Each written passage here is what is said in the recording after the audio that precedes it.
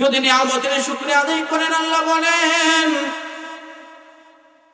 Line শাকারতুম লাযীদান্নাকুম ওয়া line কাফারতুম ইন্না আযাবী লাশাদীদ।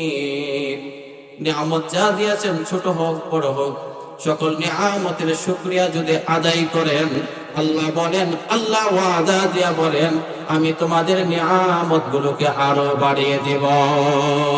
সকলকে সাথে নিয়ে আলোচনার শুরুতে মহান মালিক আল্লাহ জাল্লা শানুহু আম্মা নওয়াবিহ দরবারে আযীমুশ শানে শুকরিয়া জ্ঞাপন করছি যে মহান মালিক আল্লাহ তাআলা আমাদের হায়াতকে এই মুহূর্ত পর্যন্ত দীর্ঘায়িত করে এই রহমতি বরকতি ইসলামিয়ার নিচে আসবার আমি অদমকে কিছু কথা বলবার আপনাদেরকে শুনবার মতো তৌফিক দান করেছেন। আমরা সকলেই কালিমাতুশ শুকর আদায় করে পড়ি, সকলে বলে নেই আলহামদুলিল্লাহ। সম্মানিত উপস্থিতি, আমরা সকলেই আল্লাহ তাআলাকে ভালোবাসি, বাসি কিনা? আমরা সকলেই নবীকে ভালোবাসি, বাসি কিনা?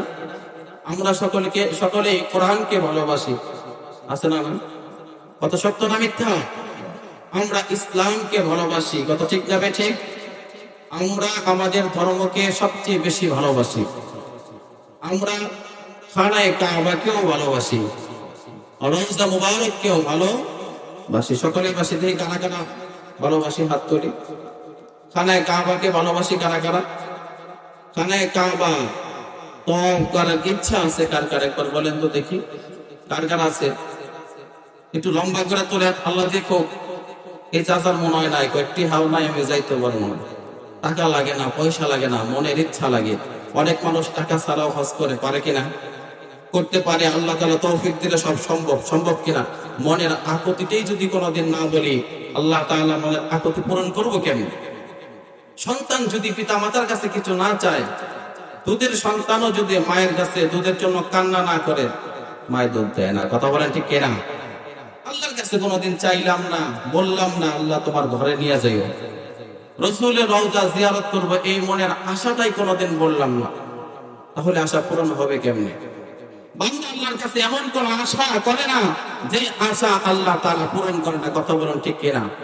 যুবকরা মনে মনে আশা করে আল্লাহ সুন্দর একটা বিয়ে করতে পারতাম। বলেন যুবকের আশা পূরণ হয় কিনা? বিয়ে করার পরে আল্লাহ সবারই বাপ আব্বা ডাকে। কত মানুষের ছোট ছোট বাচ্চারা সন্তানাদের আব্বা আম্মা ডাকে। আমি বিয়ে করলাম, আমার একটা সন্তান হয় না। এই সন্তানের এই আশা পূরণ আল্লাহ করে কি করে না? করেন কি করেন না? অবশ্যই হয়। তাহলে আশা বান্দাই করতে থাকে, আশা পূরণ করেন কে? আমরা আশা ব্যক্ত করবো যেন আল্লাহ তাআলা আমাদেরকে খানায়ে কাবায় নিয়ে যান, রওজা পাকে যেন আল্লাহ তাআলা আমাদেরকে পৌঁছান, এবং রওজা পাকের সামনে আজকেও দরুদ পড়লাম, রওজা পাকের সামনে দাঁড়িয়ে রসূলের রওজা মুবারকের সামনে দাঁড়িয়ে যেন আমরা রসূলের কানে সালাম পৌঁছাইতে পারি। আশা আছে না নাই? আশাটা ব্যক্ত করতে হবে, পড়তে হবে, বলতে হবে আল্লাহ তাআলার শানে, আল্লাহ তাআলার কাছে বারবার আকুতি মিনতি রোনাজারি করে চাইতে হবে। এজন্য আমি একবার চাইবো, আপনারা কি আমার সাথে চাইবেন? যদি নাও চাইতে পারেন অন্তত আমিন বলে একটু সমর্থন দেবেন তো ইনশাআল্লাহ। আমি একটা গজল এই ব্যাপারে উর্দু ভাষায় গাইবো, আপনারা একটু আমিন বলবেন, পারবেন তো? আমার শেষ হওয়ার সাথে সাথে একটা লাইন শেষ হবে, আপনারা আমিন বলবেন। রাজি আছেন ইনশাআল্লাহ? ইনশাআল্লাহ। যদি আল্লাহ তাআলা আমাদের এই দোয়াকে কবুল করেন, মনের এই আকুতি এই মিনতিওকে যদি আল্লাহ কবুল করেন, কোনদিন যদি আমাকে আপনাকে সেখানে যাওয়ার সুযোগ দেন, আমি আপনি সৌভাগ্যবান। কারণ হলো যদি কোন মানুষ একবার রাসূলের রওজা পাক জিয়ারত করতে পারে, রাসূলের রওজা যদি কেউ জিয়ারত করতে পারে, তাহলে রাসূল তার জন্য সুপারিশ করে জান্নাতে নিয়ে যাবেন। বলেন সুবহান। शौक़ आतश से तड़पता वो सदा मैं बेकरार, शौक़ आतश से तड़पता वो सदा मैं बेकरार, हाज़िर शहर मदीना कब नसीबे हो मुझे। आमीन कौन? चले कौन? शौक़यातस से तड़पता हूँ सदा मैं बेकरार शौक़यातस से तड़पता हूँ सदा मैं बेकरार हाज़िरे शहरे मदीना कब नसीबे हो मुझे गुंबुदे खज़रा दिखा दे गुंबुदे खज़रा दिखा दे रौज़ाए अतहर मुझे गुंबुदे खज़रा दिखा दे रौज़ाए अतहर मुझे दरमियाने कब्र मिंबर गिरगिराने दे मुझे रौज़ाए अक़दस दिखा कर इश्क में दीवाना रौज़ाए अक़दस दिखा कर इश्क में दीवाना मिस्ल अबू बकर उमर उस्मान अली या रब मुझे खाने काबा का मंजर ऐ खुदा देखा मुझे खाने काबा का मंजर ऐ खुदा देखा मुझे मक्का शहरे मदीना देखने को दे मुझे आमीन जोरे कोन आमीन আল্লাহ তাআলা আমাদের সকলের মনের বাসনাকে পূরণ করুন খানায়ে কাবা তওয়াফ করার তৌফিক আল্লাহ তাআলা আমাদেরকে দান করুন মক্কা মদিনার শহর আল্লাহ তাআলা আমাদেরকে দেখবার ভাগ্য নসিব করুন সকলে বলুন আমিন মুহতারাম হাজিরিন আমরা আল্লাহ তাআলার দরবারে শুকরিয়া জ্ঞাপন করেছি যে আল্লাহ তাআলা আমাদেরকে এখানে আসার বসবার তৌফিক দিয়েছেন এইজন্য তো আমরা শুকরিয়া আদায় করলাম আজকের এই এত বড় আয়োজন করবার মতো সুযোগ দিয়েছেন যে সকল ভাইরা অক্লান্ত শ্রম পরিশ্রম দিয়ে অর্থ দিয়ে যোগান দিয়ে সময় দিয়ে আজকের এই মাহফিলকে তারা করেছেন আল্লাহ তাআলা তাদেরকে সুযোগ দিয়েছেন আমাদেরকে আসবার বসবার সুযোগ দিয়েছেন ওই ভাইদেরকে আল্লাহ তাআলা যেন কবুল করেন আমাদের অর্থ শ্রমকে যেন আল্লাহ তাআলা কবুল করেন এবং এই মাহফিলকে জরিয়া করে এলাকার সকল মুমিন মুসলমানদেরকে হেদায়েত দিয়ে দেন সকলে বলুন আমিন এবং এই এলাকার যত মানুষ আমাদের মাঝ থেকে বিদায় নিয়ে কবরবাসী হয়েছে সকল কবরবাসীদেরকে আল্লাহ তাআলা মাফ করে দিয়ে জান্নাতুল ফিরদাউসের উঁচু মাকাম আল্লাহ তাআলা সকলকে দান করুন জোরে সরে বলেন আমিন মুহতারাম হাজিরিন আমি আলোচনা শুরু করতে চাই এই যে নিয়ামত সংক্রান্ত কথা বললাম আল্লাহ তাআলা আমাকে আপনাকে আমার আপনার মাথা থেকে নিয়ে সমস্ত শরীরের যত অঙ্গ প্রত্যঙ্গ দেখছেন এই সব কিছু দেওয়া কার এই সব কিছুকে আমরা কি বলবো আল্লাহ প্রদত্ত নিয়ামত জোরে বলেন কি বলবো আল্লাহ প্রদত্ত নিয়ামত এই হাতের আঙ্গুলকে আমরা সৃষ্টি করতে পেরেছি এই যে হাত দেখতেছেন হাতের মধ্যে 5টা আঙ্গুল এই 5 আঙ্গুল ছাড়া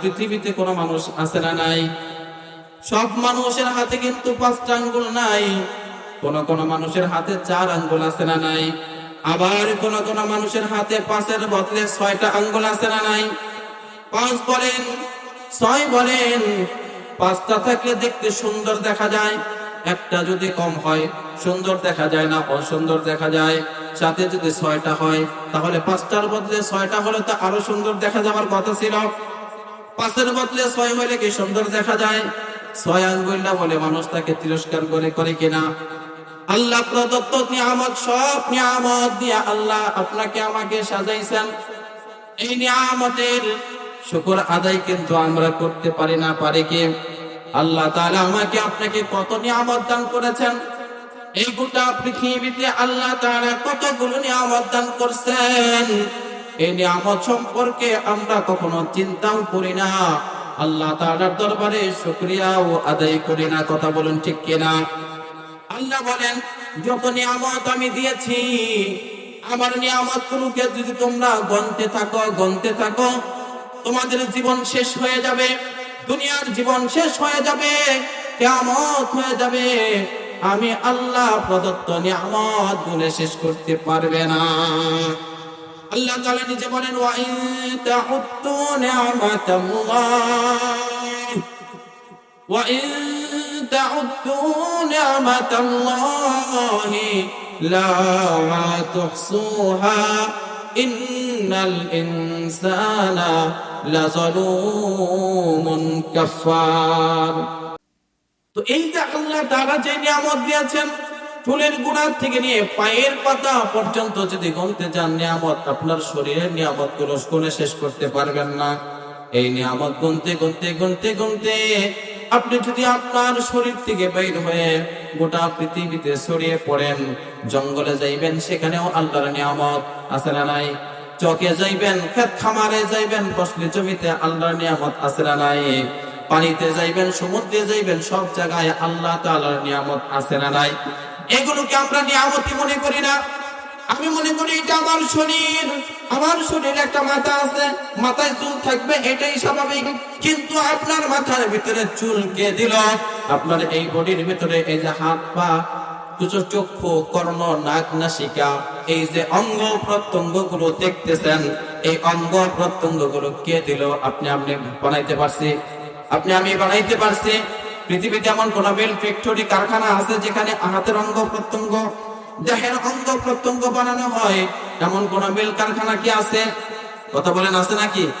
আছে নাকি? কোন মানুষ যদি একটা আঙ্গুল ছাড়া পৃথিবীতে জন্মে, তার একটা আঙ্গুল কেউ বানিয়ে দিতে পারে? কোন মানুষ যদি মুখে দাড়ি ছাড়া জন্মে, তার যৌবন বয়সেও যদি তার মুখে দাড়ি না গজায়, তাহলে তাকে তার মুখের মধ্যে দাড়ি গজায়া দেওয়ার মতো মানুষ কি এই পৃথিবীতে আছে? এগুলো কার নিয়ামত? গুণাক্ষরও চিন্তা করি, গভীর ভাবে চিন্তা করা দরকার। এই গভীর ভাবে চিন্তা করলে আর নিয়ামত গুলো খুঁজতে থাকলে অসংখ্য অগণিত লক্ষ কোটি নিয়ামত, এই নিয়ামত গুলো আমরা ভোগ করতেছি। কার দেওয়া নিয়ামত ভোগ করতেছি, ঘূর্ণ অক্ষরেও চিন্তা করি না। কথা বলুন ঠিক কিনা? আল্লাহর এই দেওয়া নিয়ামত যদি আল্লাহ তাআলা নিয়ে যান, আল্লাহ তাআলার কাছ থেকে সুপারিশ করে কেড়ে আনার আর কোন সুযোগ আছে? আনতে পারবে কেউ? অনেক মানুষকে আমরা দেখি একটা সময় চোখে দেখেছে, চোখের জ্যোতি চলে গেছে। একটা মানুষ কথা বলেছে, বাকশক্তি বন্ধ হয়ে গেছে, বোবা হয়ে গেছে। এই মানুষের বাকশক্তি ফিরে আনার জন্য চিকিৎসা চলে। কিন্তু আল্লাহ যদি ফিরে না দেন, কোন ডাক্তারের, কোন হেকিমের বাবার ক্ষমতা নাই ওই মানুষের অঙ্গহানি হওয়া, জবান চলে যাওয়া, চোখের জ্যোতি চলে যাওয়া, এই চোখের জ্যোতি চলে যাওয়া জ্যোতিকেও ফিরিয়ে আনতে পারে। অনেক মানুষের ব্রেন নষ্ট হয়ে যায়, ব্রেন ফিরিয়ে আনা যায়। আল্লাহ যদি না দেন, কেউ ফিরিয়ে আনতে পারবে না। নতুন করে যদি কাউকে বানাইতে বলেন, সে বানাইতে পারবে না। এইভাবে যতগুলো নিয়ামত আপনি খুঁজবেন, তাদের নিয়ামত সকলগুলো আল্লাহর দেওয়া নিয়ামত। এমন এমন নিয়ামতের কথা বললাম যে নিয়ামত গুলো আল্লাহ ছাড়া আর কারো বানানোর ক্ষমতা নাই। এবার আসুন আল্লাহ তাআলার নিয়ামতের শুকরিয়া আদায় করে। এই প্রসঙ্গ নিয়ে আজকে আমি কথা বলবো। যদি কোনো মানুষ আল্লাহর দেওয়া নিয়ামতের কথা স্মরণ করতে পারে, তাহলে তার জন্য কোনো ওয়াজ লাগে না, কোনো বক্তার ওয়াজের প্রয়োজন হয় না। তার দেহের ভিতরে যতগুলো নিয়ামত আছে, এই নিয়ামত যদি মাথা থেকে নিয়ে পা পর্যন্ত এই প্রত্যেকটা নিয়ামত নিয়ে চিন্তা করে, গবেষণা করে, ওই ব্যক্তি কোনোদিন নামাজ বাদ দিয়ে ঘুমাইতে পারে না। ওই ব্যক্তি কোনোদিন গুনাহের কাজে হাত দিতে পারে না। ওই মানুষ কোনোদিন গুনাহের চিন্তাও করতে পারে না যে আল্লাহর দেওয়া নিয়ামত আমার শরীরের ভিতরে, আমি যে চোখ দিয়ে গুনাহের দৃশ্যগুলো দেখতেছি, আমি যে হাত দিয়ে অন্যের মাল চুরি করতেছি, আমি যে জবান দিয়ে ফাহিশা কথা বলতেছি, এই জবানটা তো আমার আল্লাহর দেওয়া। এই চোখ কার দেওয়া? আল্লাহর দেওয়া। যদি এই কথাগুলো মানুষ চিন্তা করে, আমি যা কিছুই করতেছি না কেন, এই সব কিছু যা দিয়ে করতেছি, যে অঙ্গ দিয়ে করতেছি, যে চক্ষু দিয়ে করতেছি, যে জবান দিয়ে করতেছি, এই জবান, এই চক্ষু, এই দেহের সমস্ত অঙ্গ প্রত্যঙ্গ একমাত্র আল্লাহর দেওয়া। আল্লাহর দেওয়া নিয়ামত, আল্লাহর দেওয়া অঙ্গ প্রত্যঙ্গ দিয়ে আল্লাহর নাফরমানি করতেছি। কোন মানুষ যদি চিন্তা করত এই জবানটা আল্লাহ দিয়েছেন, তাহলে এই জবান দিয়ে আল্লাহ দ্রোহিতার মূলক কোন শব্দ উচ্চারণ করত না। অথচ পৃথিবীতে অনেক মানুষ এমন দেখা যায় যে সকল মানুষগুলো আল্লাহ প্রদত্ত বাক শক্তি দিয়ে আল্লাহ তাআলার বিরুদ্ধে স্লোগান দেয় কি দেয় না? আছে না নাই? কোরআনের বিরুদ্ধে কথা বলে, আল্লাহর বিরুদ্ধে যুদ্ধ ঘোষণা করে, আল্লাহকে পর্যন্ত গালি দেয়। কোন জবান দিয়ে গালি দিলা? কোন জবান দিয়ে কোরআনের বিরোধিতা করলা? কোন জবান দিয়ে নবীজিকে গালি দিলা, কটূক্তি করলা? ওই জবানটা যে তোমার কাছে আছে, ওই জবানটাও তোমার হাতের নিয়ন্ত্রণ নাই। নিয়ন্ত্রণ কার হাতে? আল্লাহ তাআলার হাতে। আল্লাহ তাআলা বলেন, আলাম নাজআল লাহু আইনাইন ওয়া লিসানান ওয়া শাফাতাইন ওয়া হাদাইনাহুন নাজদাইন। এই যে চোখ দেখতেছেন, আল্লাহ বলেন চোখ আমি তোমাকে দিয়েছি। ওয়া লিসানান ওয়া শাফাতাইন, জিহ্বাটা যা দিয়ে কথা বলি, ঠোঁট দিয়ে যা কথাকে পরিষ্কার করি, এই সমস্ত নিয়ামতগুলো আল্লাহ দিয়েছেন। কথা বলেন ঠিক কিনা? এই সমস্ত কিছু আল্লাহ তাআলা দিয়েছেন। আল্লাহ তাআলা দিয়েছেন আমরা আল্লাহর কাছে চাই নাই, অযাচিত ভাবে আল্লাহ আমাদেরকে দিয়েছেন। অযাচিত ভাবে না চাইতে আল্লাহ দিয়েছেন। আমরা চাইছিলাম আল্লাহ আমার চোখ দিও, বানানোর সময় আমার চোখ দিও বলছিলাম, কেউ আমার মুখ দিও বলছিলাম, আমার কান দিও বলছিলাম, হাতের মধ্যে 5টা আঙ্গুল দিও কেউ আছেন বলছিলাম আল্লাহর কাছে? না চাইতে আল্লাহ তাআলা দিয়েছেন। आदमियत दादाई बा सब मुसलमा कर दई, आदमियत दादाई बा सब मुसलमा कर दई, ऐ खुदा कुर्बा शवाम इहसाबर इहसा कर दई। ये अमानत चंद रोजा नस्तमास दर हकीकत मालिक हर शे खुदास, दर हकीकत मालिक हर शे खुदास। तू मुझे आसमां दिया, तू मुझे रास्ता दिया, तू मुझे आसमां दिया, तू मुझे रास्ता दिया, नियामतों से भर दिया फिर सबसे बेहतर कर दिया, नियामतों से भर दिया फिर सबसे बेहतर कर दिया। আল্লাহ তাআলা আমাকে আপনাকে মানুষ করে সৃষ্টি করেছেন। মানুষ করার পরে আল্লাহ তাআলা সর্বশ্রেষ্ঠ ধর্ম ইসলাম আমাকে আপনাকে দান করেছেন।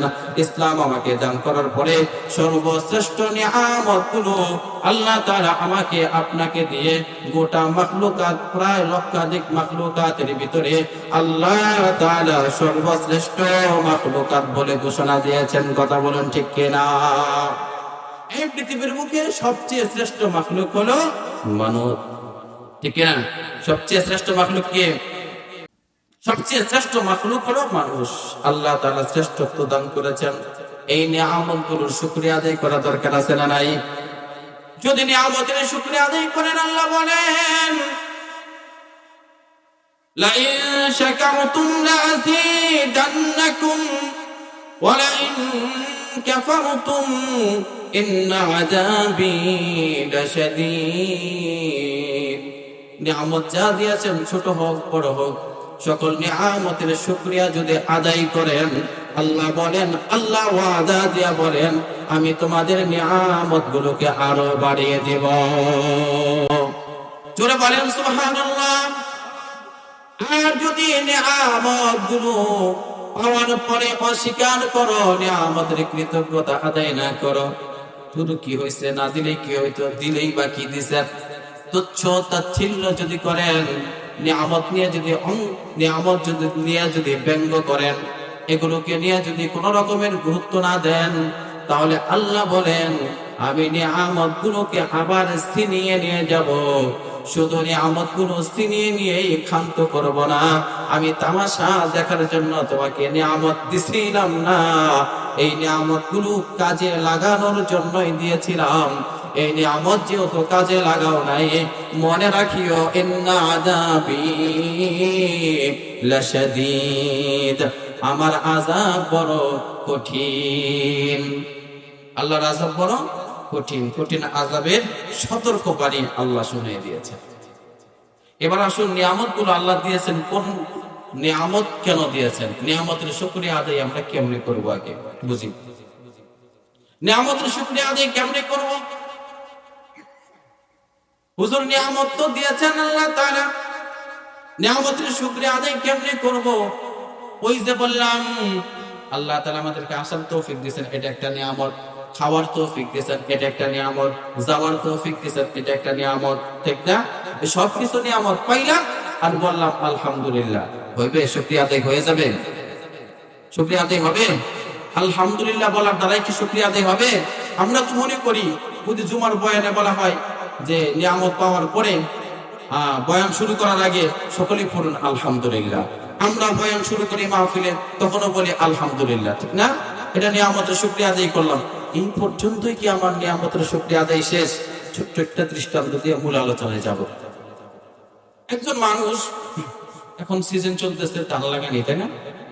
রোয়া লাগানি, গোসা লাগানি, যে যেটাই বলেন, ধান লাগানোর সিজন চলতেছে। ধান লাগানোর জন্য গৃহস্থ কামলা নিয়েছে, মনে করেন মাতব্বর সাহেব 10 জন কামলা নিয়েছেন, ধান লাগাইতে হবে।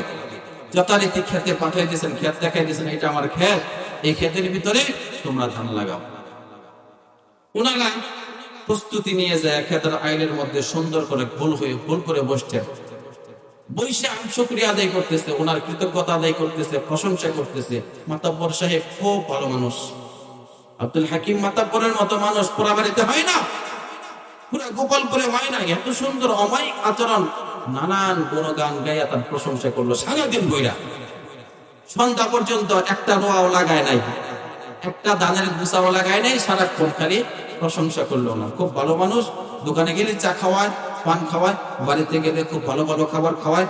আজকেও তোমাদের জন্য গোশত রান্না করছে, পোলাও রান্না করছে, দুধের পিঠা বানাইছে, ইত্যাদি খাবার দাবারের সমস্ত প্রশংসা করলো। বিকাল বেলায় মাতব্বর সাহেবের কাছে আসছে যে আমরা তো খেতের আইলে বসে আপনার খুব প্রশংসা করছি, ধান তো লাগাই নাই, তাহলে আজকের ময়নাটা দিয়ে দেব। কি সুন্দর দিব, দেব না? ডবল দেব না কয়েক গুণ বাড়াইয়া দেব? কয়েক গুণ বাড়াইয়া, তাই না? হাতের পাঁচনটা যদি হাতের নাগালে না থাকে, তাহলে আগে পাঁচনটা হাতে নিব, তারপরে যে জায়গায় দেওয়া যায় চিন্তা করার টাইম নাই। বাড়িটা মাথায় দিব না বাসায় দেব, এতটুকু চিন্তা করার টাইম আছে? মোটে না। এবার আমরা নিয়ামতের শুকরিয়া আদায় করি। আল্লাহ প্রদত্ত নিয়ামত পাইলাম, খাবার সুযোগ পাইলাম, আলহামদুলিল্লাহ বললাম। যত নিয়ামত পাওয়ার পরে যদি আলহামদুলিল্লাহ বলি, বলেন তো নিয়ামতের পরিপূর্ণ শুকরিয়া আদায় হইল? পরিপূর্ণ শুকরিয়া আদায় হবে না। পরিপূর্ণ শুকরিয়া আদায় কিভাবে হবে? চলুন আমরা ঐতিহাসিক একজন মানুষের কাছ থেকে নিয়ামতের শুকরিয়া আদায় কিভাবে করতে হয়, নিয়ামত বা নিয়ামতের কৃতজ্ঞতা আদায় করার, শুকরিয়া আদায় করার, কৃতজ্ঞতা আদায় করার ঐতিহাসিক একটি সংজ্ঞা শুনে আসে। বিশিষ্ট বুজুর্গ, এই কালের মানুষ নন, শত বছর আগের মানুষ, জুনাইদ বাগদাদি রহমাতুল্লাহি আলাইহি, নাম হয়তো বা শুনেছেন। ইরাকের বাগদাদ শহরের একজন বুজুর্গ, যার নাম হলো জুনাইদ বাগদাদি। আল্লাহর ওয়ালি ছিলেন, বিশিষ্ট বুজুর্গ যেমন এলেম তেমন। জুনাইদ বাগদাদির বয়স তখন কেবল মাত্র 7 বছর। কয় বছর? 7 বছর বয়স। 7 বছরের বাচ্চা এখানে আছে না নাই? কই একটা মনে আছে, ওটাও তো বেশি হবে, তাই না? 10 বছর হবে, 12 বছর হবে। 7 বছরের বাচ্চা। জুনাইদ বাগদাদি বলেন, আমার বয়স যখন 7 বছর, জুনাইদ বাগদাদির মামা ছিলেন একজন বুজুর্গ মানুষ, তিনিও বড় বুজুর্গ। তার নাম ছিল সারি সাকাতি রহমাতুল্লাহি আলাইহি। তিনি হাজার হাজার মানুষকে শিক্ষা দিতেন, শিক্ষক মানুষ ছিলেন, বুজুর্গ ছিলেন, বড় আলেম ছিলেন, বিশ্ববিখ্যাত বুজুর্গ।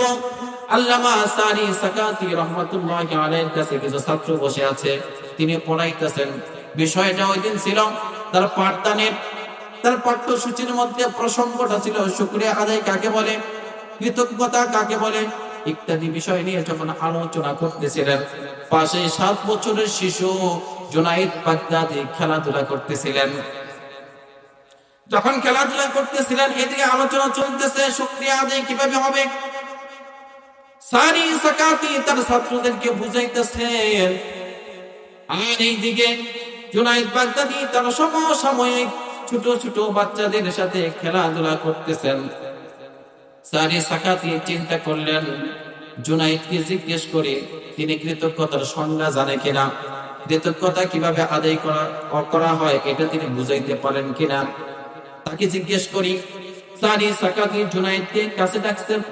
কাছে আসার পরে বলে, জুনাইদ, আমরা তো কৃতজ্ঞতা আদায় নিয়ে কথা বলতেছি, বলো তো আল্লাহ প্রদত্ত নিয়ামত গুলো পাওয়ার পরে এই নিয়ামতের কৃতজ্ঞতা আদায় আমরা কিভাবে করব? জুনাইদ বাগদাদি বললেন, ও মামা, আপনি তো বড় আলেম, আপনার কাছে কিতাবের জ্ঞান আছে, কোরআনের জ্ঞান আছে, হাদিসের জ্ঞান আছে। আমি তো ছোট মানুষ, আমার বয়স কেবল মাত্র 7 বছর। শুকরিয়া আদায় কেমনে করে এই সংজ্ঞাটা আপনি কেমনে বলবো? এই সংজ্ঞা আমি কোথাও তো পড়ি নাই, কেমনে বলতে পারি আমি? তবে আমার ছোট্ট বিবেকে যা বুঝে, আমার যে ছোট্ট বিবেকে যা ধরে সেটা আমি বলি। জুনাইদ বাগদাদি কৃতজ্ঞতা আদায়ের সংজ্ঞাটা যা বললেন একটু গভীর মনোযোগ দিয়ে শুনবেন। আমি কিন্তু আবার জিজ্ঞেস করব, আপনি মনে রাখতে পারলে আপনার জন্য ভালো হবে। জুনাইদ বাগদাদিকে জিজ্ঞেস করলেন, বলো তো জুনাইদ, কৃতজ্ঞতা আদায় কিভাবে হবে? জুনাইদ বাগদাদি বললেন, আল্লাহ প্রদত্ত যত নিয়ামত আল্লাহ দিয়েছেন, আল্লাহ প্রদত্ত নিয়ামতের কৃতজ্ঞতা যদি আমি আমার ভাষায় বলি তাহলে এভাবে বলবো, আল্লাহ যত নিয়ামত বান্দাকে দান করেছেন, এই সকল নিয়ামত আল্লাহ তাআলার নাফরমানিমূলক কাজে ব্যবহার না করা ওই নিয়ামতের কৃতজ্ঞতা আদায় হবে। কথা বুঝেন নাই মনে হয়? কথা বুঝেন নাই? আল্লাহ যে নিয়ামত দিয়েছেন, যেই কাজের জন্য দিয়েছেন, ওই নিয়ামতকে ওই কাজের জন্য ব্যবহার করা। আল্লাহ যে নিয়ামত যে উদ্দেশ্যে দিয়েছেন সেই উদ্দেশ্য মোতাবেক সেই নিয়ামতকে ব্যবহার করা। এছাড়া আল্লাহ তাআলার নাফরমানিমূলক কোন কাজে কোন নিয়ামতকে ব্যবহার করার নাম হবে অকৃতজ্ঞতা। নিয়ামতের কৃতজ্ঞতা আদায় হবে যখনই এই নিয়ামতটাকে যথাযোগ্য স্থানে ব্যবহার করতে পারবেন। এবার আসুন চোখের নিয়ামত। চোখের নিয়ামত আল্লাহ তাআলা দিয়েছেন। চোখ দিয়ে দেখে দেখে মসজিদে যাইবেন, চোখ দিয়ে আল্লাহর কালাম দেখবেন। এখন কোন মানুষ যদি চোখ দিয়ে দেখে দেখে সিনেমা হলে যায়, টেলিভিশন দেখার জন্য দোকান ঘরে যায়, মসজিদে না যায়, ওয়াজের মাহফিলে না যায়, তাহলে তার চোখ আল্লাহ প্রদত্ত নিয়ামতের কৃতজ্ঞতা আদায় হইল না অকৃতজ্ঞতা হইল? মুখ দিয়ে আছেন আল্লাহ তাআলার কালাম পড়ার জন্য, আল্লাহর জিকির করার জন্য। আল্লাহ প্রদত্ত এই নিয়ামত মুখের দ্বারায় আল্লাহর কালাম পড়লো না, নজরুল সঙ্গীত পড়লো, রবীন্দ্র সঙ্গীত পড়লো, গান শিখলো, আউল ফাউল বাউল শিল্পীদের গান গাইলো, শুনলো। বলেন তো আল্লাহ প্রদত্ত মুখের নিয়ামতের কৃতজ্ঞতা আদায় হইল? সংক্ষেপে চলে আসি, আল্লাহ তাআলা অর্থ সম্পদ দিয়েছেন। আল্লাহ তাআলা অর্থ সম্পদ কেন দিয়েছেন? নিজের কাজে ব্যবহার করবেন, জীবিকা নির্বাহ করবেন, গোটা পরিবারের সকলের ব্যয়ভার বহন করবেন। অতিরিক্ত যা থাকবে আল্লাহ রাস্তায় দান করবেন, গরিব দুঃখীদেরকে দান করবেন, সামাজিক উন্নয়নমূলক কাজে ব্যবহার করবেন। এখন এই নিয়ামত পাওয়ার পরে অর্থ সম্পদের নিয়ামত যদি গুনাহের কাজে ব্যবহার করেন, তাহলে অর্থ সম্পদ আল্লাহ প্রদত্ত এই নিয়ামতের কৃতজ্ঞতা আদায় হবে না। এখন কয়জন মানুষ পাওয়া যায় উপার্জিত অর্থ সম্পদগুলো বৈধ কাজে বেশি ব্যবহার করে? যখন দেখবেন টাকা পয়সা বেশি হয়, যার অর্থ সম্পদ বেশি হয়, যখন ক্ষমতা পায়, সুযোগ পায়, তখন দেখা যায় সে নেকের কাজের পরিবর্তে গুনাহের কাজটা বেশি করে। কথা বলেন ঠিক কিনা? যেই মানুষের অর্থ বেশি তার গুনাহের পরিমাণ বেশি, যেই মানুষের টাকা বেশি তার ঘরের টেলিভিশন বড়, যেই মানুষের ঘর বড় তার ভিতরে গুনাহের আসবাবপত্রও বেশি। কথা বলুন ঠিক কিনা? সমাজের ভিতরে যার প্রভাব বেশি তার গুনাহের পরিমাণটাও বেশি। সংক্ষেপে চলে আসলাম মুহতারাম হাজিরিন, এই জুনাইদ বাগদাদির কথাটা যেহেতু চলে এসেছে, একটা ঘটনা আমার মনে পড়ে গেল। বুঝতেছি না আলোচনা কেন অন্যদিকে চলে যাচ্ছে। আপনাদেরকে একটা কথা বলতে চাইছিলাম, কিন্তু এটা না বলা পর্যন্ত আমি ওইদিকে যাইতে পারবো না। জুনাইদ বাগদাদির বিষয়টা আমি আপনাদের সামনে তুলে ধরি। জুনাইদ বাগদাদি কত বড় একজন মানুষ। জুনাইদ বাগদাদি বাগদাদ নগরের একজন অধিবাসী ছিলেন। ছোটকাল 7 বছর বয়সে তিনি শুকরিয়া আদায় করার ব্যাপারে যে একটা সংজ্ঞা দিলেন, বলেন তো এই সংজ্ঞার পরে এমন কোন মানুষ আছে যে মানুষটা এই সংজ্ঞাটা বুঝতে পারবে না? কৃতজ্ঞতা, নিয়ামতের কৃতজ্ঞতা কিভাবে আদায় করতে হয় জুনাইদ যেভাবে বুঝিয়ে দিলেন, আমার বুঝে আসছে, আপনাদের বুঝে আসে নাই? এমন কোন মানুষ আছে যে বুঝবে না? শিক্ষিত বলেন, অশিক্ষিত বলেন, সর্বশ্রেণীর মানুষ কিন্তু এটা বোঝা সম্ভব। এই জন্য আল্লাহ প্রদত্ত নিয়ামতের কৃতজ্ঞতা যথাযথভাবে আদায় করা। এখন আমরা এই জুনাইদ বাগদাদি 7 বছর বয়সে যে প্রতিভা তিনি দিলেন, প্রতিভার যে বিকাশ তিনি ঘটালেন, এই প্রতিভাধারী একজন মানুষ। এই জুনাইদ বাগদাদির সম্পর্ক ছিল ছোট্ট কাল থেকে লেখাপড়া জগৎ পর্যন্ত। ইয়ং বয়স 17 বছর বয়স যখন তার, তখন তার সাথে এক ইহুদি যুবকের সাথে তার সম্পর্ক হলো। জুনাইদ বাগদাদি রহমাতুল্লাহি আলাইহি উপনীত বয়সে পরিণত হলেন, যৌবন বয়সে উপনীত হলেন।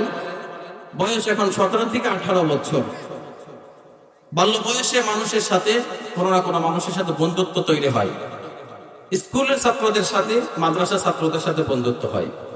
এক গ্রামের এক ছেলে আরেক গ্রামের আরেক ছেলের সাথে বন্ধুত্ব হয়, হয় কি হয় না? জুনাইদ বাগদাদির সাথে, জুনাইদ বাগদাদি মুসলমান, আর একজন ইহুদির সাথে তার একটা বন্ধুত্ব, ঘনিষ্ঠতর বন্ধুত্ব তৈরি হলো। ঘনিষ্ঠ বন্ধু হলো এক ইহুদি যুবক। দুইজনের সাথে সেই রকমের একটা সম্পর্ক, ঘনিষ্ঠতার বন্ধু। এক বন্ধু আরেক বন্ধু ছাড়া কোনোদিন যাইতে পারে না। সারাদিন অন্তত একবার দেখা না হইলে রাত আর ঘুম ভালো হয় না। আসলে এরকম অনেক বন্ধু, দিনে একবেলা না দেখলে ভালো লাগে না। জুনাইদ বাগদাদির সাথেও আমার একটা গভীর সম্পর্ক। তো প্রতিদিনই কিছু না কিছু সময় দুইজনে বসে আলাপচারিতা করেন। একদিন ভোরবেলায় ইহুদি বন্ধু জুনাইদ বাগদাদির কাছে এসেছেন। আয়েশা বলতেছেন, বন্ধু আজকে তো সারাদিন তোমার কাছে আর আসার সুযোগ পাবো না, এই জন্য সকালবেলায় আসলাম, আমি এখনই চলে যাব, আমাকে একটু বিদায় দাও, শুধু তোমার চেহারাটা দেখার জন্য আসছিলাম, দেখেই চলে যাব। জুনাইদ বাগদাদি জিজ্ঞেস করলেন, রে বন্ধু, সারাদিনে একবার সাক্ষাৎ, সকাল বেলায় চলে এসেছো, এত তাড়াতাড়ি চলে যাওয়ার কারণ কি? জুনাইদ বাগদাদি যখন এই প্রশ্ন করেছেন, ইহুদি যুবক উত্তর দিয়েছেন, রে জুনাইদ বন্ধু,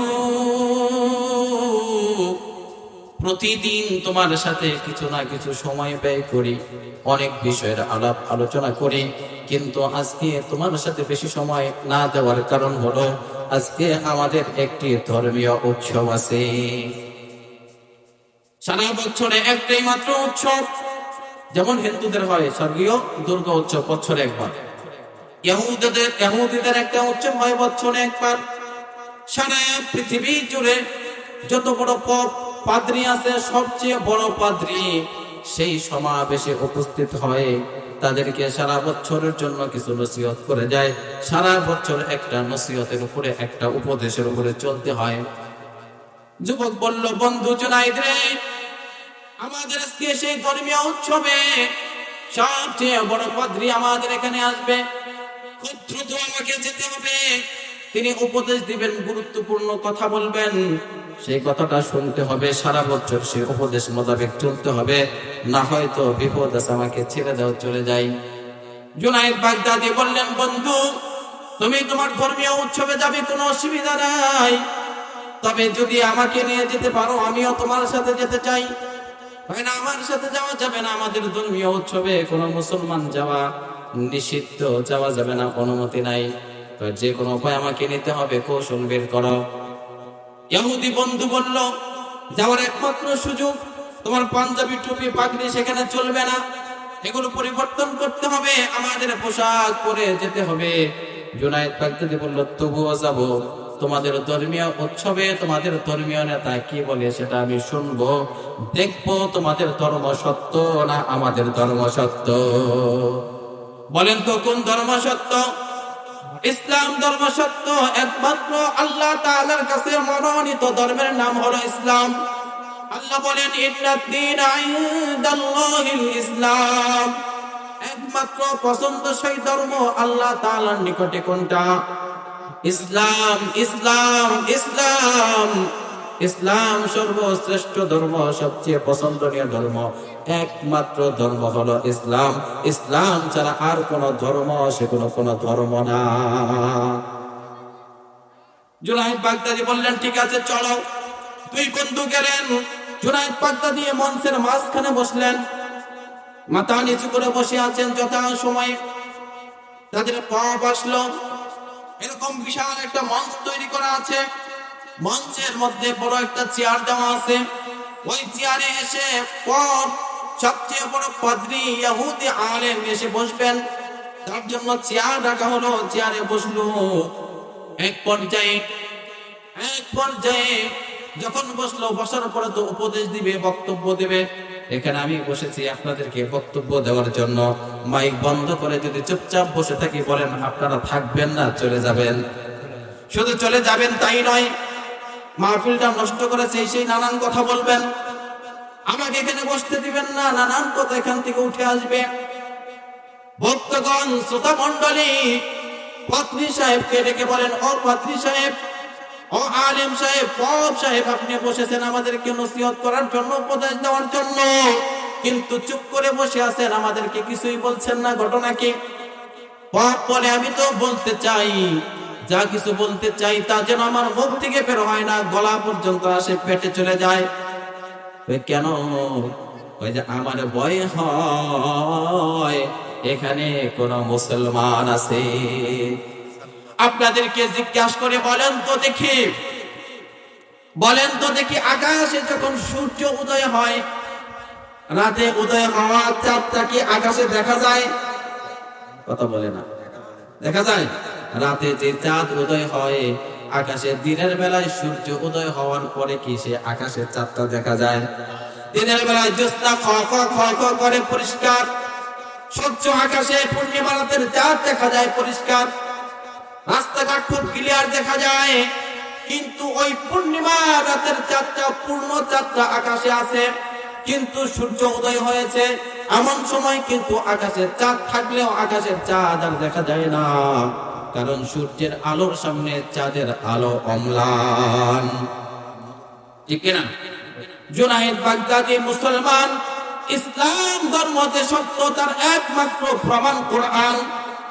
মুসলমানরাও ক্ষেত্র বিশেষ, আলেমরাও ক্ষেত্র বিশেষ, মসজিদ মাদ্রাসা ক্ষেত্র বিশেষ, ইসলামের বিভিন্ন প্রতীক ক্ষেত্র বিশেষ।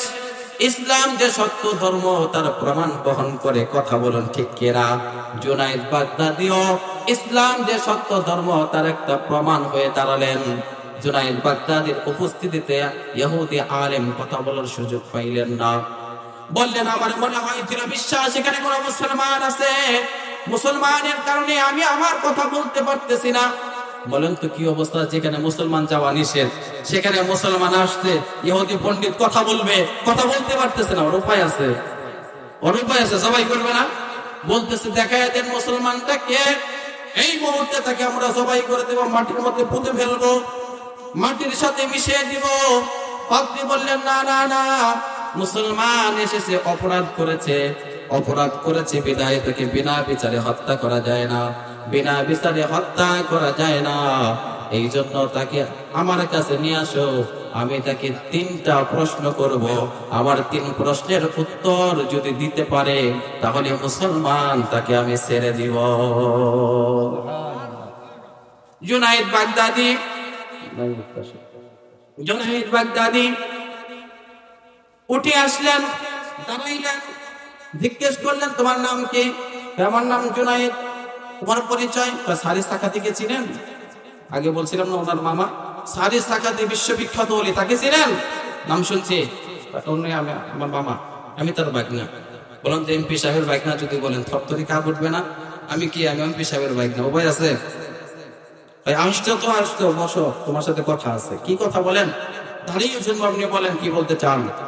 তুমি যখন এসেছো, তোমার ইসলাম ধর্ম সম্পর্কে আমার 3টা জায়গাতে সন্দেহ আছে, 3 জায়গায় আমার প্রশ্ন আছে। এই 3 প্রশ্নের উত্তর যদি তুমি দিতে পারো তাহলে তোমাকে যেতে দিব।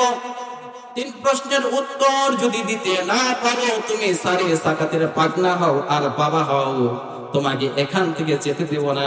উত্তেজিত জনতার হাতে তোমাকে ছেড়ে দেব।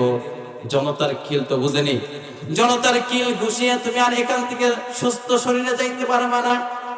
জুনায়েদ বাগদাদী বললেন, কি এমন প্রশ্ন করেন দেখি, আল্লাহ তাআলা যদি তৌফিক দান করেন আপনার 3 প্রশ্নের উত্তর আমি দিতে সচেষ্ট হব ইনশাআল্লাহ। আল্লাহ। কারণ মুসলমান ভরসা করে কার উপরে? আলাইহি তাওয়াক্কালতু ওয়া ইলাইহি উনীব ওয়া মা তাওফীকি ইল্লা বিল্লাহ। মুমিন কখনো আল্লাহর তৌফিক ছাড়া কথা বলে না। মুমিন সর্ব অবস্থায় ভরসা করে একমাত্র আল্লাহর উপর। কথা বলেন ঠিক কিনা? জুনায়েদ বাগদাদি শক্ত হয়ে দাঁড়িয়েছেন, বলেন, প্রশ্ন করেন। জুনায়েদ বাগদাদি আপনার প্রশ্নের উত্তর দেওয়ার জন্য প্রস্তুত। পাত্রী বলল, 1 নম্বর প্রশ্ন, 2 নম্বর প্রশ্ন, 3 নম্বর প্রশ্ন, এক এক করে আমি 3টা প্রশ্ন তোমাকে করব। 3টা প্রশ্নের উত্তর আমি একসাথে চাই দিবা কিন্তু। জুনায়েদ বাগদাদি গভীর মনোযোগের সাথে প্রশ্নগুলো শুনতেছেন। প্রশ্ন করা শুরু হয়ে গেছে। পাদ্রী প্রথম প্রশ্ন করেছে, বলো তো তোমাদের ইসলাম ধর্মে বলে, কোরআন বলে, হাদিস বলে একটা জান্নাত আছে, যারা নেক আমল করবে আর ঈমান আনবে, নেক আমল করবে, তাদেরকে আল্লাহ জান্নাত দিবেন। তোমরা নাকি জান্নাতে যাইবা, জান্নাতে যাওয়ার পরে প্রচুর পরিমাণ খাবার আল্লাহ তাআলা জান্নাতে দিবেন। আপনারা শোনেন নাই? জান্নাতে আল্লাহ কি পরিমাণ খাবার দিবেন আল্লাহ কোরআনে ঘোষণা করেছেন।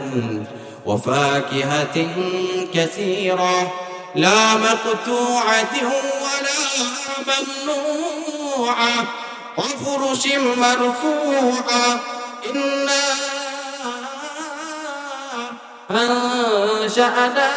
আনশা'নাহুন্না ইনশাআ। জান্নাতের নিয়ামতের বর্ণনা গুলো আল্লাহ তাআলা কোরআনে এক এক করে করেছেন। আল্লাহ তাআলা জান্নাতের বর্ণনা দিয়েছেন, সূরাতুত তাহরিও বলেছেন, ওয়া ইযা রাআইতা তাম্মা রাআইতা নাঈমান ওয়া মুলকান কাবীরা। ডানে তাকাবেন তো নিয়ামত, বিশাল রাজত্ব, বামে তাকাবেন তো নিয়ামতের বিশাল রাজত্ব। প্রচুর পরিমাণে ফলমূল আল্লাহ তাআলা খাওয়াবেন। ওয়াফাকিহাতিন কাসীরা, ফলমূল থাকবে প্রচুর পরিমাণে। লা মাকতুআ, কখনো শেষ হবে না। ওয়ালা মামনুআ, কখনো নিষেধ করাও হবে না, কখনো শেষ হবে না। খাইতেও কখনো নিষেধ নাই, সব সময় খাইতে থাকবে, খাইতে থাকবে। ওই যে জান্নাতে যাবে আর খাবে, এত বিপুল পরিমাণ খাবার জান্নাতীরা খাবে, তবুও বলে জান্নাতীরা টয়লেট করবে না, প্রস্রাব পায়খানা করবে না। এটা কিভাবে সম্ভব? একজন মানুষ এত পরিমাণে খাবে, তারপরেও সে প্রস্রাব পায়খানা করবে না। প্রথম 1 নম্বর প্রশ্ন, খাবে, পায়খানা প্রস্রাব নাই। আল্লাহ রাসূল সাল্লাল্লাহু আলাইহি ওয়াসাল্লাম হাদিসের মধ্যে ইরশাদ করেন, জান্নাতীরা জান্নাতে যাবে, খাবে, পান করবে, পানাহার করবে, কিন্তু প্রস্রাব পায়খানা করবে না। আল্লাহ রাসূল হাদিসে বলেন, عن جابر بن عبد الله رضي الله تعالى عنه قال قال رسول الله صلى الله عليه وسلم يأكل أهل الجنة فيها ويشربون ولا يتغوتون ولا يتمخطون। জান্নাতীরা জান্নাতে খাবে, পানাহার করবে, খাইবে, পান করবে, যত ইচ্ছা খাইবে, যেই পরিমাণ পরে খাবে, কিন্তু ওয়ালা ইয়াতাগাওয়াতুন, পায়খানা করবে না। ওয়ালা ইয়াবুলুনা, প্রস্রাব করবে না।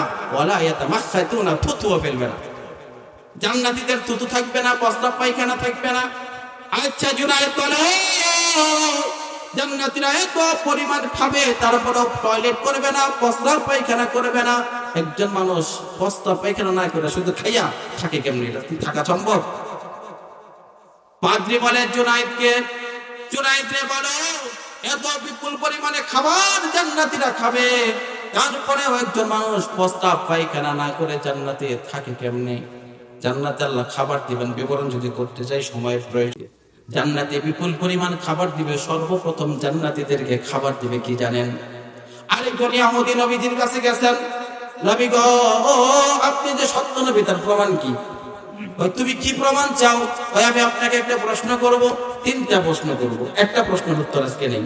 জিজ্ঞেস করলো, বলেন জান্নাতীরা আল্লাহ তাআলা যে জান্নাতে খাবার দিবে, সর্বপ্রথম কি খাবার দিবে? সব কিতাবেই লেখা আছে, আল্লাহ জান্নাতের বিবরণ সব কিতাবই তুলছেন। ইনজিল কিতাবে, তাওরাত কিতাবে, জাবুর কিতাবে, কোরআনে, সব কিতাবে আল্লাহ দিয়েছেন। কিন্তু তাদের ইনজিল জাবুর পরিবর্তন করছে, আমাদের কোরআন পরিবর্তন হয় নাই। কথা বলেন ঠিক কি না? কোরআন অপরিবর্তিত থাকবে, কোরআনের অক্ষর কেউ মুছে দিতে পারবে না। কোরআন আপনি ঢেল দিয়ে ফেলে দিতে পারেন, কোরআন আগুনে পুড়িয়ে দিতে পারেন, কোরআনকে পানিতে ভিজিয়ে দিতে পারেন, কোরআনের অক্ষর আপনি কিছুই করতে পারবেন না। লা মুবাদদিলা লিকালিমাতিল্লাহ, আল্লাহর কালামের পরিবর্তনকারী কেউ নাই, কেউ করতে পারে নাই, কিয়ামত পর্যন্ত করতে পারবে। আল্লাহ তাআলা কোরআনকে নাযিল করেছেন, কেউ পরিবর্তন করে নাই। তাদের তাওরাত কিতাবেও, তাদের ইনজিল কিতাবেও জান্নাতের বর্ণনা ছিল। আলেম যারা হয়েছিল তারা সঠিক কিতাবের আলেম যারা হয়েছে তারা সব জানে। এই জন্য নবীজির যুগে আসল তাওরাত কিতাবটাই ছিল। একজন তাওরাতের আলেম এসে নবীকে জিজ্ঞেস করে, নবী গো, জান্নাতের ভিতরে আল্লাহ তাআলা সর্বপ্রথম খাবার কি দিয়ে দিবেন? ফামা তুহফাতুহুম, জান্নাতীদের সর্বপ্রথম তোহফা, সর্বপ্রথম নাস্তা কি হবে? নবীজি বললেন, ক্বালা জিয়াদাতু কাবাদিন নুন, নুন মানে মাছ। আল্লাহ তাআলা জান্নাতে সর্বপ্রথম নাস্তা যেটা দেয়া দিবেন সেটা হলো মাছের কলিজা ভুনা। জোরে করলে পর সুবহানাল্লাহ। মাছের কলিজা ভুনা প্রতিদিনই খায় তো আশ্চর্য লাগে না? প্রতিদিন সকাল বিকাল না মাছের কলিজার ভুনা নাস্তা চলে, তাই না? আজকে সকালেও খাইছেন, কালকে সকালে খাইবেন। সুবহানাল্লাহ, এটা তো ঐতিহ্য ভাই, কোটাবাড়ি এলাকা, খাইতেই পারে। এটা দুনিয়ার কোনো মানুষের পক্ষে সম্ভব না। আল্লাহ জান্নাতে যে খাবার দিবেন, আল্লাহ তাআলা জান্নাতে কলিজা ভুনা দিয়ে দিবেন। ভিআইপি আয়োজনে যে খাবারটা দিবেন সেটা হলো গরুর গোশতের ভুনা, গুত্রা ভুনা। মজা আছে না নাই? সর্বশেষ আনুষ্ঠানিকভাবে পিকনিক আকারে খাবার খান আপনারা, আনুষ্ঠানিকভাবে দাওয়াত করে আল্লাহ তাআলা একটা খাবার আয়োজন করবেন, একটা ভোজন অনুষ্ঠান করবেন। সেখানে আল্লাহ তাআলা জান্নাতীদেরকে একটা মাত্র রুটি খাওয়াবেন। কয়টা রুটি? সকল জান্নাতীদেরকে একটা রুটি খাওয়াবেন। এই একটা রুটি কতটুকু হবে জানেন? এই যে পৃথিবীটা দেখতেছেন, শেষ প্রান্ত পর্যন্ত কে দেখছেন? দেখে হাত তুলেন। একটু নাই। এই যে পৃথিবীটা দেখতেছেন, গোটা পৃথিবীর সমান একটা রুটি আল্লাহ তাআলা বানাবেন। জোরে বলেন সুবহানাল্লাহ। ওই রুটিটা আল্লাহ কি দিয়ে বানাবেন? মনে করতে পারেন আল্লাহ তাআলা মনে হয় বড় লোহা দিয়ে একটা ফ্রেম বানাবেন, ফ্রেম দিয়ে বানাবেন না, আল্লাহ নিজ পুত্রতে হাতে বানাইবেন। আমাদের মা বোনেরা রুটি বানাইয়া রুটি বাঁচতে গিয়ে হাত দিয়ে যেমন উলট পালট করে, আল্লাহ তাআলা গোটা পৃথিবীর সমান একটা রুটিকে হাতের তালুতে নিয়ে হাত দিয়ে উলট পালট করবেন। আল্লাহু আকবার বলে। যেমন ইহুদি পাদ্রী বলে, হ্যাঁ জুনাইদ বলো, আল্লাহ তাআলা জান্নাতে এত বিপুল পরিমাণ খাবার দেওয়ার পরে একজন মানুষ, একজন জান্নাতি খাবার খাওয়ার পরেও সে টয়লেট করবে না, প্রস্রাব পায়খানা করবে না, এটা কিভাবে সম্ভব হতে পারে আমাকে বলো? জুনাইদ বাগদাদি বলেন, এক নম্বর প্রশ্ন গেল। 2 নম্বর প্রশ্ন বলো। জুনাইদ বাগদাদি বলেন 2 নম্বর প্রশ্ন বলো। ইহুদি পাদ্রী বলেন 2 নম্বর প্রশ্ন হলো, তোমাদের জান্নাতের ভিতরে আল্লাহ তাআলা খাবার দিবেন, এত বিপুল পরিমাণে খাবে, খাবার বলে কোনোদিন শেষ হবে না। কোরআনের বর্ণনা, লা মাকতুআতিন ওয়ালা মামনুআ, এত বিপুল পরিমাণে খাবার পরেও কিভাবে জান্নাতের নিয়ামত শেষ হয় না। আমরা দেখি দুনিয়ার যত নিয়ামত যতই থাকুক না কেন, একজন মানুষ যতটাই ধনাঢ্যশীল হোক না কেন, তার খাবার তো এক সময় শেষ হয়ে যায়, গুদাম খালি হয়। বাংলাদেশের গুদাম খালি হয়ে যায় না? রিজার্ভও খালি করে ফেলাইছে। কথা না ঠিক না বেঠে? এবছর রিজার্ভ ফান্ড খালি, হাওলাত করে চলতেছি। জান্নাতে কি হাওলাত করে চলবেন? জান্নাতের নিয়ামত কোনোদিন শেষ হইবে না। 3 নম্বর প্রশ্ন হলো, 2 নম্বর তো গেছে না? 3 নম্বর প্রশ্ন হলো, জান্নাতের ভিতরে আল্লাহ তাআলা একটা গাছ দিবেন, একটা গাছ দ্বারা গোটা জান্নাতে যতগুলো কক্ষ হবে, যতগুলো ঘর হবে, একটা গাছের ডাল পালাগুলো প্রতিটা ঘরের সামনে দিয়া থাকবে। একটা গাছের ডাল কি করে সারা পৃথিবী, সারা জান্নাতের প্রত্যেকটা ঘরে যায়? দুনিয়াতে এমন কোনো গাছ আছে বট গাছের ছায়া একটু বড় হয়, তাই কি বট গাছের ছায়া টেলা গাছ জুড়ে হয়? তাহলে জান্নাতে তো একটা দুটো ঘর নয়, একটা জান্নাত, ন্যূনতম জান্নাত। সবার শেষে যে জান্নাতে মানুষটা যাবে, জাহান্নামের আগুনে পুড়তে কয়লা হয়ে যাবে। আল্লাহু আকবার। একজন মানুষ কয়লা হয়ে যাবে। রাসূল বলেন, তিরমিজি শরীফের হাদিসে আসছে, সর্বশেষ যে ব্যক্তি জাহান্নাম থেকে বের হবে, সর্বশেষ যে ব্যক্তি জান্নাতে যাবে, ওই ব্যক্তিকে আমি চিনি। রাসূল বলেন, আমি চিনি, ইন্নী আরিফু খুরুজাম মিনান নার। যে ব্যক্তিরা সর্বশেষ জাহান্নাম থেকে বের হয়ে আসবে, সর্বশেষ জান্নাতে যাবে, আমি তাকে চিনি। ওই ব্যক্তিরা এমন ভাবে আসবে মনে হবে একটা আঙ্গার, একটা আগুনের কয়লা। পুরা দেহ পুরে লাল টকটকে হয়ে যাবে, ওই ব্যক্তিকে জান্নাতের সামনে ফেলানো হবে, জান্নাতীরা তার উপরে পানি ছিটিয়ে দিবে, পানি ছিটিয়ে দিলে তার মানুষ ওই দেহটা পরিপূর্ণ পূর্ণাঙ্গতা লাভ করবে, ওই ব্যক্তিকে জান্নাতে নেওয়া হবে। সর্বশেষ যে ব্যক্তি জান্নাতে গেল তাকেও এই দুনিয়ার 10 দুনিয়ার সম পরিমাণ একটা জান্নাত দেওয়া হবে। সুবহানাল্লাহ।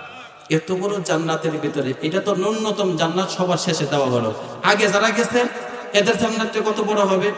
বলতে পারেন হুজুর তাহলে আল্লাহ তাআলা কি এছাড়া আরেকটা দুনিয়া তৈরি করছে নাকি? এই দুনিয়াটাই কিয়ামতের ময়দানে হবে, এটা কি আল্লাহ তাআলা আবার জান্নাত জাহান্নাম বানাইবেন? কথা বুঝাইছে? তবে এটাকে আল্লাহ তাআলা টান দিবেন, রাবার টান দিলে, প্লাস্টিক টান দিলে বড় হয় না, আল্লাহ তাআলা এটাকে বড় করবেন টান দিয়ে। আল্লাহর কুদরতি হাতে সবই আছে। মুহতারাম হাজিরিন, লম্বা কথা নাই, অতি সংক্ষেপে চলে আসি। জান্নাতে একটা মাত্র গাছ হবে, যে গাছের ডাল পালাগুলো প্রতিটা জান্নাতের দরজার সামনে যাবে। জুনাইদ আমাকে বলো, একটা মাত্র গাছের ডাল কি করে প্রতিটা জান্নাতের সামনে যেতে পারে? জুনাইদ বাগদাদীকে কয়টা প্রশ্ন করেছেন? 3টা। 1 নম্বর প্রশ্ন হলো জান্নাতীরা বিপুল পরিমাণে খাবার খাবে, প্রস্রাব পায়খানা করবে না। হাদিসের বর্ণনা এসেছে জান্নাতীরা এত বিপুল পরিমাণে খাবার খাবে, ওই খাবার কোনোদিন শেষ হবে না, কোরআনের বর্ণনা এসেছে। 3 নম্বর হাদিসে এসেছে জান্নাতে একটা মাত্র বৃক্ষ হবে, ওই এক গাছের প্রতিটা, ওই এক গাছের ডালপালা শাখা প্রশাখা গুলো প্রতিটা জান্নাতীর দরজার ভিতর দিয়ে ঝুলতে থাকবে। বলেন সুবহানাল্লাহ। এই 3 প্রশ্নের উত্তর কি আমি দেব? 20 মিনিট সময় লাগবে। 3 প্রশ্নের উত্তরে আসেন। 1 নম্বর প্রশ্ন মনে আছে আপনাদের? দেখি মনোযোগটা দেখি, কার মনে আছে দেখি তো হাত তোলেন। 1 নম্বর প্রশ্ন মেলা মানুষের মনে আছে। জান্নাতীরা বিপুল পরিমাণে খাবার খাবে, প্রস্রাব পায়খানা করবে। লা ইয়াতাগাওয়াতুন, হাদিসে এসেছে, তিরমিজি শরীফের হাদিস, আবু দাউদ শরীফের হাদিস, তারা কখনো প্রস্রাব করবে না, ওয়ালা ইয়াবুলুনা ওয়ালা ইয়াতাগাওয়াতুন, প্রস্রাবও করবে না, পায়খানাও করবে না। না করে থাকবে কেমনে? জুনাইদ বাগদাদী বলেন, ও পাত্রী মহোদয়, এই পৃথিবীতে আদম আলাইহিস সালাতু ওয়াস সালাম, হাওয়া আলাইহিস সালাতু ওয়াস সালাম, 2 জন মানুষ বাদে যত বনি আদম আপনার পর্যন্ত দুনিয়াতে এসেছে, বলেন তো তারা দুনিয়াতে কিভাবে এসেছে? পাল্টা জবাব, পাল্টা প্রশ্ন। পাল্টা প্রশ্ন কে করে? যার কাছে সুনিশ্চিত উত্তরটা জানা থাকে। কথা বলুন ঠিক না ঠিক?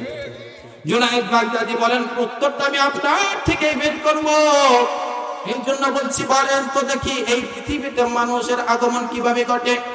জুনাইদ বাগদাদী বলেন, তুমি কি আমার, পাদ্রী বলেন, ও জুনাইদ তুমি কি আমাকে বোকা ভাবছো? আমি জানি না, মানুষ তো মাতৃগর্ভের থেকে দুনিয়ায় আসে। মাতৃগর্ভে কতদিন থাকে? 10 মাস 10 দিন, কম বেশ, কেউ একটু কম বেশও হতে পারে, 10 মাস 10 দিন।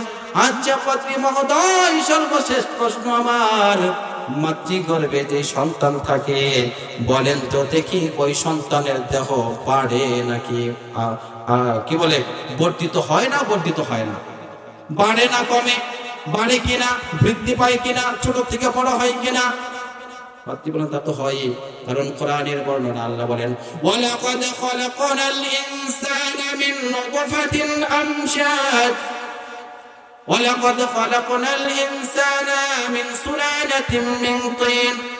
মানুষকে আল্লাহ সৃষ্টি করেছেন মাটি থেকে, সুম্মা নুতফা, তারপরে নুতফা, নাপাক পানি, বীর্য, ওইটা আবার পরিবর্তন হয়ে আলাকা হয়েছে, গোষ্ঠের টুকরা, আপনার রক্তের জমাট রক্ত হয়েছে, এটা আবার গোষ্ঠের টুকরা হয়েছে, গোষ্ঠের টুকরার থেকে আবার হাড্ডি হয়েছে, এটার উপর দিয়ে আল্লাহ লেভেল দিয়েছেন, তারপরে পূর্ণাঙ্গ দেহ লাভ করছে। আস্তে আস্তে বড় হলো, আস্তে আস্তে যদি বড় হয়, কোন মানুষ যেই জিনিসটা পানাহার করে না, খাবার দাবার খায় না, সেটা তো বর্ধিত হয় না।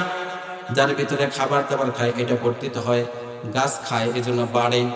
গাছ খায় না, পানি দেন, রস খায়, এই জন্য গাছ বাড়ে। যে জিনিসটা খায় না, এটার মধ্যে বর্ধিতও নাই, কারণ পানাহার নাই, খাবারের কোনো সুযোগ নাই। জড় পদার্থ খায় না, বর্ধিত হয় না।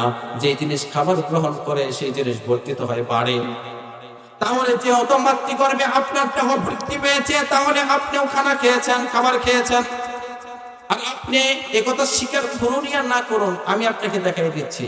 কারণ হলো, যখন কোন মা অন্তঃসত্ত্বা হয়, কোন মায়ের গর্ভে যখন সন্তান আসে, বলেন মায়ের ঋতুস্রাব বন্ধ হয় কিনা? মায়ের হায়েসটা বন্ধ হয়ে যায়, ঋতুস্রাব বন্ধ হয়ে যায়। কেন হয়? হাদিসের বর্ণনায় এসেছে আল্লাহ তাআলা সন্তানের নাভির সাথে, মায়ের নাভির সাথে একটা কানেকশন তৈরি করে দেন। ওই কানেকশনের মাধ্যমে মায়ের হাইজের মাধ্যমে ঋতুস্রাব হয়ে যে রক্তটা বের হয়ে আসতো, ওই রক্তটা মায়ের নাভি, মায়ের শরীর থেকে মায়ের নাভি হয়ে সন্তানের নাভি হয়ে সন্তানের শরীরে ঢুকে। বলেন না আল্লাহু আকবার। আল্লাহর কুদরতের কারিশমা বুঝবেন না, বুঝা করা যায়। যারা গভীর চিন্তা করে তারা বুঝে কেন আল্লাহ তাআলা নাভির সাথে মায়ের নাড়ির সাথে একটা সম্পর্ক করে দিলেন। একজন সন্তানের সাথে মায়ের সম্পর্কটা কত গভীর জানেন?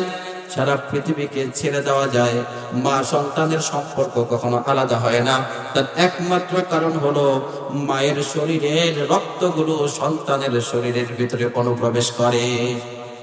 নেওয়া খারাপ সন্তান এখনো যদিও আছে সমাজে, বউ বাদ দিতে পারবে না, মা বাদ দিয়ে দেয়, আছে না? এই সমাজে নাই হয়তো বা। মুহতারাম হাজিরিন, এই জুনায়েদ বাগদাদী বললেন, গভীর মনোযোগ দেন, মায়ের নাভির সাথে সন্তানের নাভির একটা কানেকশন তৈরি করে দিয়েছেন। আরো কথা আছে, আরেকটা কথা বলি, আল্লাহ তাআলা এই রক্তটা মুখের মাধ্যমে খাওয়াইতে পারতেন। দুনিয়াতে এসে যেমন আমরা মুখে খাই, কিন্তু আল্লাহ তাআলা পচা গান্দা রক্তটা আপনার মুখে প্রবেশ করালেন না, নাভির মাধ্যমে ঢুকাইলেন। ওইখানে নিজামটা, ওইখানে সিস্টেমটা আল্লাহ তাআলা একরকম করলেন, দুনিয়াতে আরেক রকম করলেন। কেন জানেন? সূক্ষ্ম কথাটা অতি অল্প সময়ে বলে দেই। আল্লাহ তাআলা মুখটাকে নাপাক পচা গান্দা রক্ত থেকে পবিত্র রেখেছেন। তার কারণ হলো আপনি দুনিয়াতে আসার পরে পচা গন্ধা কথা মুখ দিয়ে বলবেন না। কিন্তু আছে সমাজে কথা মুখ দিয়ে খারাপ কথা বলে, কথা যে খারাপ বলে এমন মানুষ আছে না নাই? আল্লাহ তাআলা 3 শ্রেণীর মানুষের জন্য জান্নাত তৈরি করছেন। তার মধ্যে এক শ্রেণী হলো তারা যারা সবসময় মুখ দিয়ে পবিত্র কথা বলে, ফাহিশা কথা বলে না। যারা ফাহিশা কথা বলে তাদের জন্য আল্লাহ জাহান্নাম। লম্বা কথা ওই দিকে আছে, যাচ্ছে না। মুহতারাম হাজিরিন, জুনায়েদ বাগদাদী বলেন, ও পাত্রী মহোদয়, আমাকে বলুন, মাতৃগর্ভে থাকাকালীন আপনি যে খাবার খেয়েছেন, মায়ের নাভির সাথে আপনার নাভির কানেকশন দিয়ে আপনার শরীরের ভিতরে যে মায়ের রক্তটা ঢুকিয়েছেন, বলেন তো দেখি আপনার মায়ের পেটের ভিতরে কয়বার টয়লেট করেছে? কেউ করছে? আছে কেউ? কেউ তো মায়ের পেটে পায়খানা করে না। পাদ্রী বলে, ও জুনায়েদ, এটা কেমন প্রশ্ন করলে তুমি? তো দেখি আস্তে একটা বোকা। মায়ের পেটে কেউ পায়খানা করে? আমি বোকা নই পাত্রী মহোদয়।